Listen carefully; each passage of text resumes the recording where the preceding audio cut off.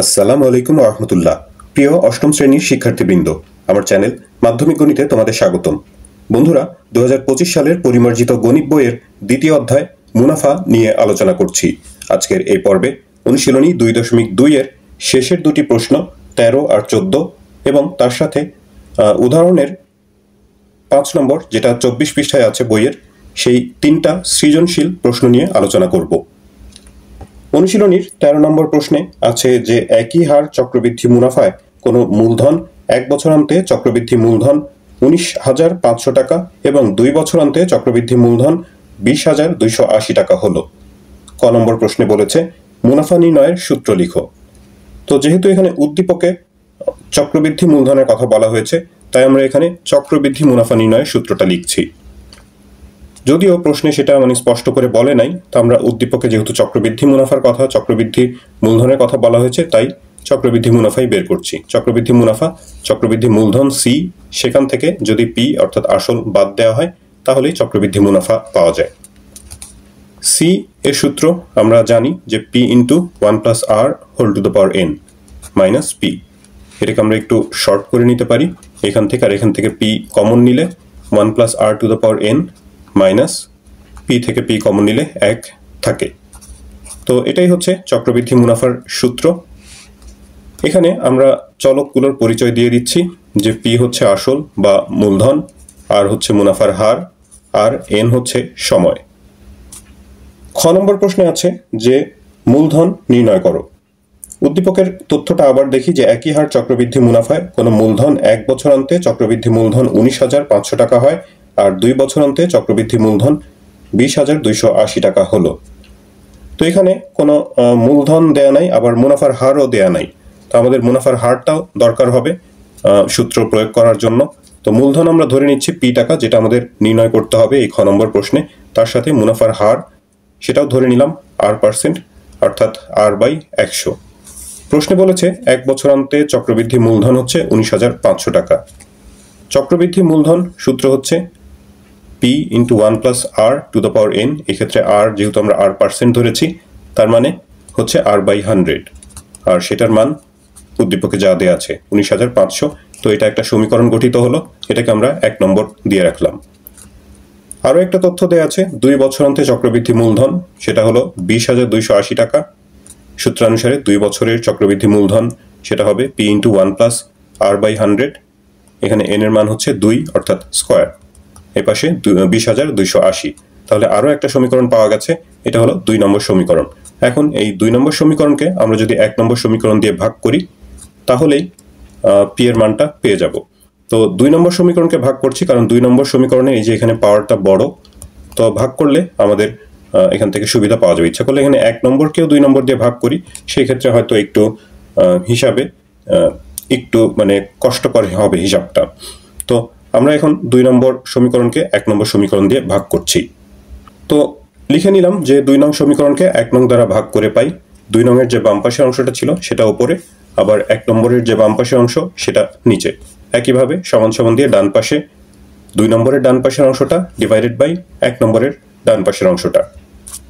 ভাগ করলে ওপর নিচ থেকে যে পি কেটে দিতে পারি। এখানে হোল স্কোয়ার আছে, একই রকম রাশি এই ব্র্যাকেটের মধ্যে, সেটার উপর হচ্ছে 1 পাওয়ার, অথবা এখানে কোনো পাওয়ার না দিলেও চলে। তো উপরে এখানে 2 পাওয়ার আছে, তার মানে এই একই রকম 2টা রাশির গুণফল এখানে।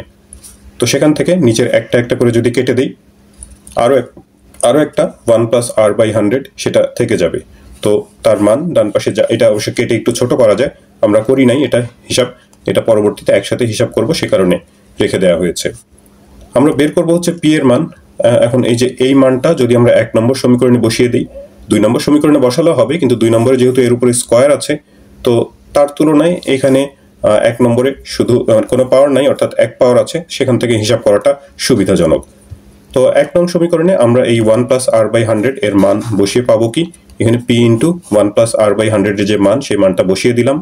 এই যে এই মান বসিয়ে সমীকরণের ডান পাশে যা আছে 19,500 সেটা থাকলো। পি এর মান বের করব, পি এর সাথে এই অংশটুকু গুণ অবস্থায়, সেটা ডান পাশে গেলে ভাগ হয়ে যাবে।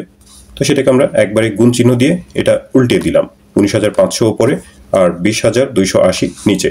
তারপর এই অংশটুকু আমরা ক্যালকুলেটরের সাহায্যে যদি একবারে হিসাব করে দেই, এই দুইটা 19,500 ওপরে গুণ আর 20,280 দিয়ে ভাগ করলে পাবো হচ্ছে 18,750 পি এর মান, অর্থাৎ যে মূলধন বের করতে বলেছে সেই মূলধনটা হচ্ছে 18,750 টাকা। গ নম্বরে বলা হয়েছে একই হারে উক্ত মূলধনের জন্য 3 বছর পর সরল মুনাফা ও চক্রবৃদ্ধি মুনাফার পার্থক্য নির্ণয় করো। তো আমরা যেই মুনাফার হারটা খ নম্বরে বের করি নাই সেটা এখন না বের করে আর উপায় নাই, এখন সেটা বের করতে হবে। বলেছে যে একই হারে, অর্থাৎ ওই যেই হারটা খ নম্বরে ছিল সেই হারে উক্ত মূলধনের জন্য, অর্থাৎ মূলধন আমরা যেটা বের করলাম 18,750 খ নম্বরে বের করেছি, সেটার জন্য 3 বছর পর সরল মুনাফা আর চক্রবৃদ্ধি মুনাফার পার্থক্য নির্ণয় করতে হবে। তো আমাদের এখন প্রথম কাজ হচ্ছে যে মুনাফার হারটা নির্ণয় করে নেওয়া। মূলধন খ থেকে যেটা পেয়েছি সেটা প্রথমে লিখে নিলাম। এই যে এই সমীকরণ বা এই মান 1 + r/100 = এই যে এই মানটা, এটা আমরা খ নম্বর থেকে পেয়েছি। এখান থেকে এই 1টাকে ডান পাশে নিয়ে বিয়োগ করলাম, লসাগু নিয়ে এখানে বিয়োগ করা হয়েছে। r/100 এর মান এই বিয়োগ করে যে পাওয়া গেছে এটা, একই সাথে এই নিচের 100টা এটাকে ডান পাশে নিয়ে গুণ করে দেয়া হলো। এই অংশটুকু যদি আমরা হিসাব করি তাহলে r এর মান পাবো 4। আর 4 মানে হচ্ছে মুনাফার হার, আর পার্সেন্ট যেহেতু আমরা ধরেছিলাম, তো তার মানে মুনাফার হার হচ্ছে 4%। 4% মানে হচ্ছে 4/100 অথবা 0.04 লিখতে পারি। সময়ে প্রশ্নে বলা হয়েছে 3 বছর, আমরা সরল মুনাফা আর চক্রবৃদ্ধি মুনাফা বের করব। সরল মুনাফা I = PNR, PNR মান বসানো হয়েছে, তারপর এটা গুণ করে দিলে পাবো 2250 টাকা। সরল মুনাফা পেলাম। এবার চক্রবৃদ্ধি মুনাফা, এখানে চক্রবৃদ্ধি মূলধন না বের করে সরাসরি চক্রবৃদ্ধি মুনাফা লেখা হয়েছে। এখানে একটু জায়গা আমার এখানে কম আছে, তাই আমি একটু সংক্ষেপ করেছি। এভাবে করলেও কোনো সমস্যা নেই। আবার যদি ইচ্ছা করো তোমরা আগে সি এর মান বের করে নিতে পারো, সেটা তোমাদের ইচ্ছা।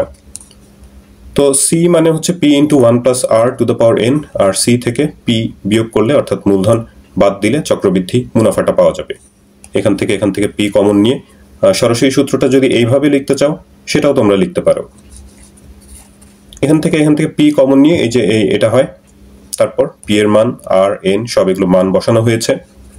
মান বসিয়ে এটা এই যে 1 আর প্লাস 0.04 যোগ করলে 1.04, তারপরে 3 পাওয়ার আছে, এটা তিনটা 1.04 গুণ, অথবা এটা ক্যালকুলেটরে যারা সাইন্টিফিক ক্যালকুলেটর ইউজ করো তারা তো সরাসরি এখানে 3 পাওয়ার দিয়ে একবারে মান বের করতে পারো। সেখান থেকে 1 বিয়োগ করে তার সাথে যদি 18,750 গুণ করা হয় তাহলে পাবো 2341.20 টাকা। এটা হচ্ছে চক্রবৃদ্ধি মুনাফা। আমাদেরকে পার্থক্য বের করতে বলেছে চক্রবৃদ্ধি মুনাফা আর সরল মুনাফার। চক্রবৃদ্ধি মুনাফা সেটা সবসময় বেশিই হয়, সেখান থেকে যদি আমরা সরল মুনাফা 2250 বিয়োগ করে দিই তাহলে পার্থক্য পাবো হচ্ছে 91.20 টাকা। তাহলে এটাই হচ্ছে গ নম্বর প্রশ্নের উত্তর।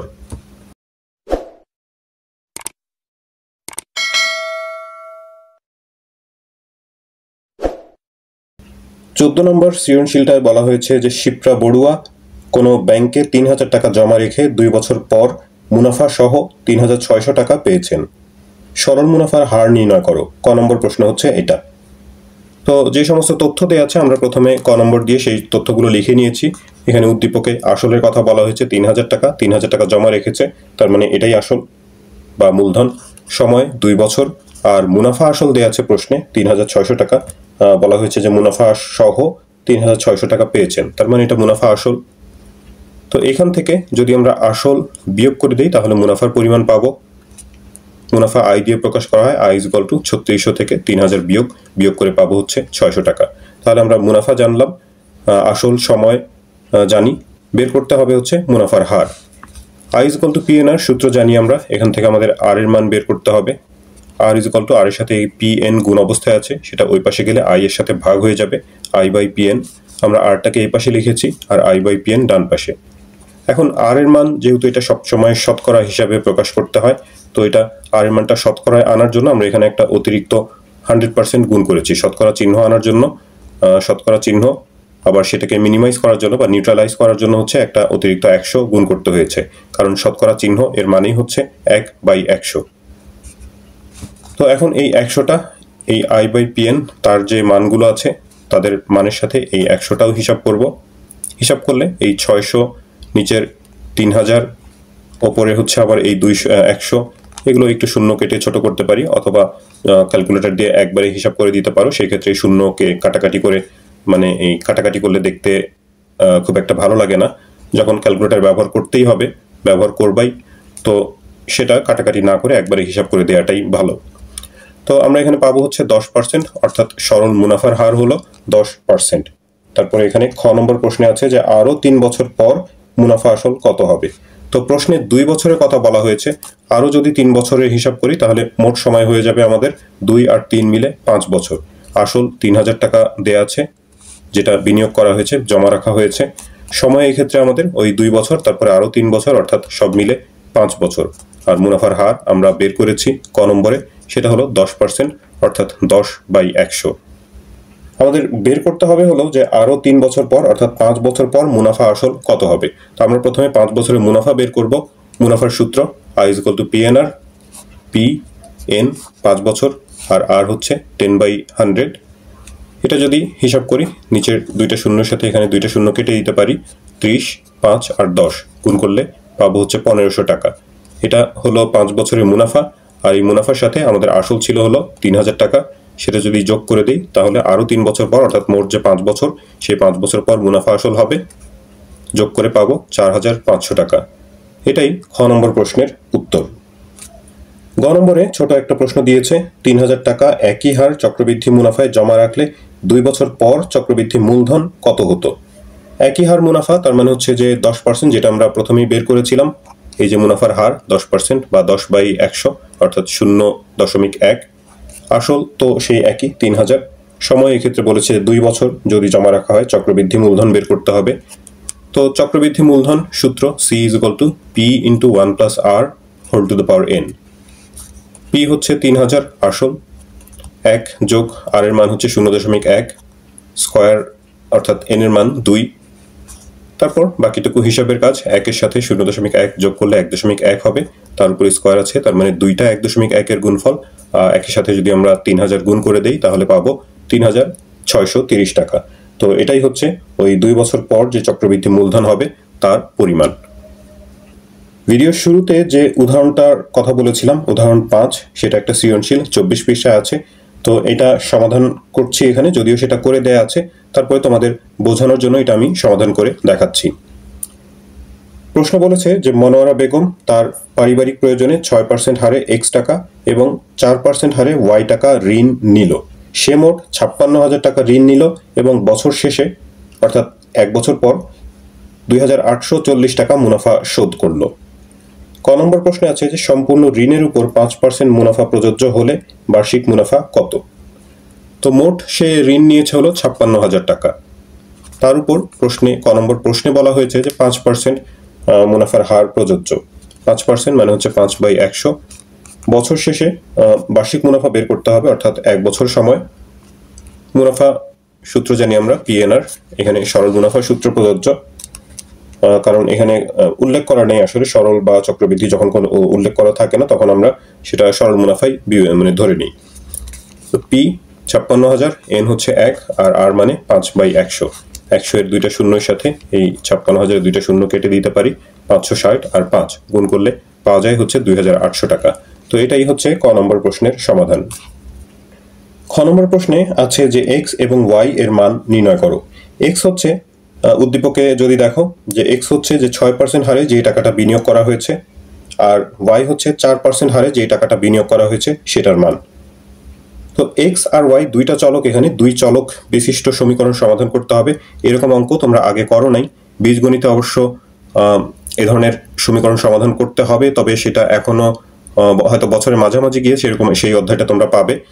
তো এখনো যেহেতু এটা সমাধান করা হয়নি, তো এই কারণেই হচ্ছে আমি এই অঙ্কটা এটা মানে সমাধান করে দেখাচ্ছি, যদিও এটা বইতে করা আছে। এটা হয়তো বুঝতে তোমাদের সমস্যা হবে, এ কারণেই আমি এটা মানে থাকার পরেও, বইতে থাকার পরেও এটা আমি আবার দেখাচ্ছি তোমাদের। তো এখন দেখো যে 6% হারে X টাকা বিনিয়োগ করার কথা বলেছে, 1 বছর হচ্ছে সময়। তো 6% হারে মুনাফার হার হলো 6%। X টাকা মানে X টাকার হচ্ছে, এটা হচ্ছে আসল, X হচ্ছে আসল বা P এর মান, 1 বছর সময়, অর্থাৎ N এর মান হচ্ছে 1।